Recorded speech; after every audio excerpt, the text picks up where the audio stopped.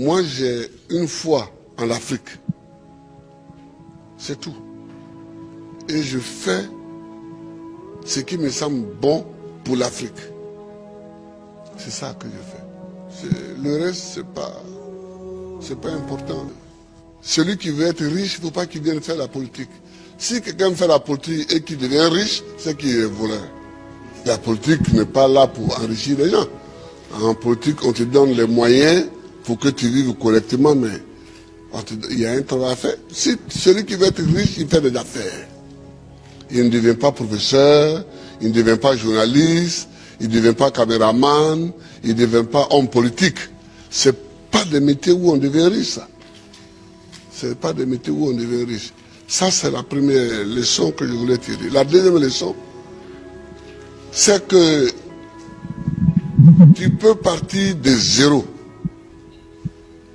et tu peux arriver au sommet. Pourvu que tu saches dès le départ où tu veux aller.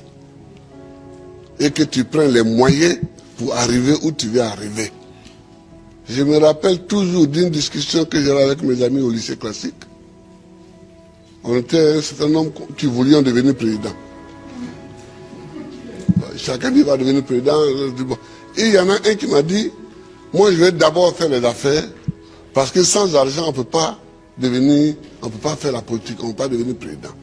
Et je lui ai dit, moi, c'est parce que je ne vais pas faire les affaires, que je vais être pauvre, que je vais avoir les mains propres et que je vais devenir président.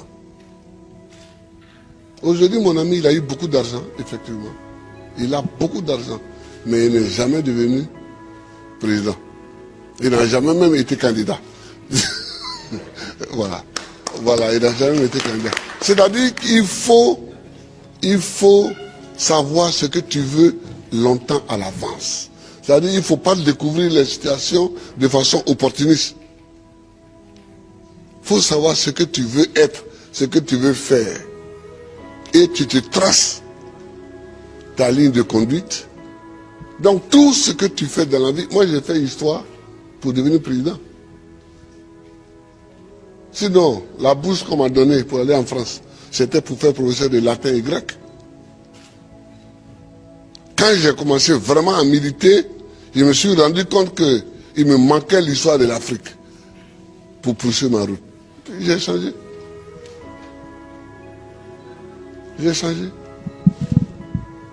Et j'ai fait histoire parce que c'est ça qui me manquait pour connaître d'où on vient et où on peut aller en connaissant d'où on vient. Je vois des gens qui découvrent qu'il y a un fauteuil à côté, ils peuvent s'asseoir dessus. On ne s'assoit pas dessus comme ça. Le fauteuil, il est à côté, il semble vide, mais il a un propriétaire.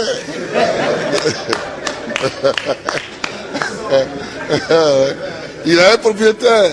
C'est quand tu veux t'asseoir dessus que tu te rends compte qu'il a un propriétaire. Et le propriétaire, il faut savoir que le propriétaire du fauteuil présidentiel, c'est le peuple. Il faut toujours savoir ça, que c'est le peuple. Tu as beau être ce que tu es, si tu ne sais pas que c'est le peuple, et que tu ne te conduis pas en conséquence, tu ne peux pas t'asseoir dessus. C'est tout ça que moi j'ai envie que les Africains sachent. Et puis, il faut aimer son pays, il faut aimer l'Afrique. L'Afrique est une terre qui a subi tellement d'épreuves. Je ne sais pas si dans le monde, il y en a qui ont subi autant d'épreuves que nous. Les Juifs aussi ont subi beaucoup d'épreuves. Mais nous, les Noirs africains, tout le monde s'est assis sur nous. Esclaves. Esclaves de maison. Esclaves de la traite négrière. Colonisés. Torturés culturellement. Parlant les langues des autres. Tout ça. Décolonisés. Mais nous, on a des grands combats à mener. Et les grands combats que nous avons à mener, ce n'est pas pour se venger des gens. C'est pour au moins être homme aussi, comme les autres. C'est ça qu'on appelle la dignité. Que quand tu passes, il faut qu'on sache au moins que c'est un homme qui passe.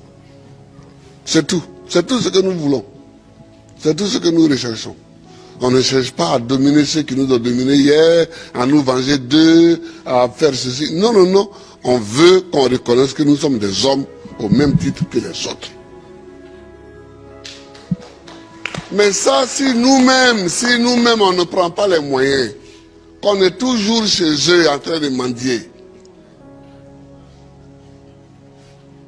et que les gens même, tu vas mettre l'argent chez eux en achetant les bâtiments, et puis eux-mêmes, ils te dénoncent. Que voilà un voleur. Comment? Je vous amène l'argent, vous me dénoncez. Mais je vous amènerai rien. Ah oui, moi quand je vois des chefs d'État africains qui sont dénoncés en Europe parce qu'ils ont investi en Europe, ça me fait pitié pour l'Afrique. Ça me fait pitié pour l'Afrique. Ça me fait pitié pour l'Afrique. Donc, oh, il ne faut pas faire pitié. Il ne faut pas faire pitié. Quand tu passes, il faut qu'on dise que voilà un homme qui passe. C'est tout ce que nous cherchons aujourd'hui, c'est notre combat. Ça. Moi qui suis ici, je ne passe pas les vacances en Europe. Mais est-ce que je ne suis pas président? Je suis président. Si je mets mon pied sur un sol européen, c'est qu'il y a une réunion à laquelle je dois participer pour que la Côte d'Ivoire gagne quelque chose. Sinon, je cherche quoi chez les autres? Je ne cherche pas quelque chose chez les autres. Si Dieu m'a mis au monde ici, c'est que dans mon environnement ici, il y a tout ce qu'il faut pour que je vive. Mon combat, c'est pour la dignité. C'est pour la dignité. C'est pour que nous effacions tous les siècles passés, les traces de tous les siècles passés, les traces de l'esclavage, les traces de la colonisation, les traces du pillage, les traces du travail forcé, les traces de la chicote. C'est pour qu'on efface tout ça. Dieu merci, avec des films comme ça, demain, les jeunes peuvent savoir le combat que nous avons mené. Et eux-mêmes vont continuer encore. Eux-mêmes vont continuer. Je vous remercie, Abdourahmane. Je vous remercie, Annie. Et tous les amis qui sont venus, je vous remercie. Que Dieu nous bénisse.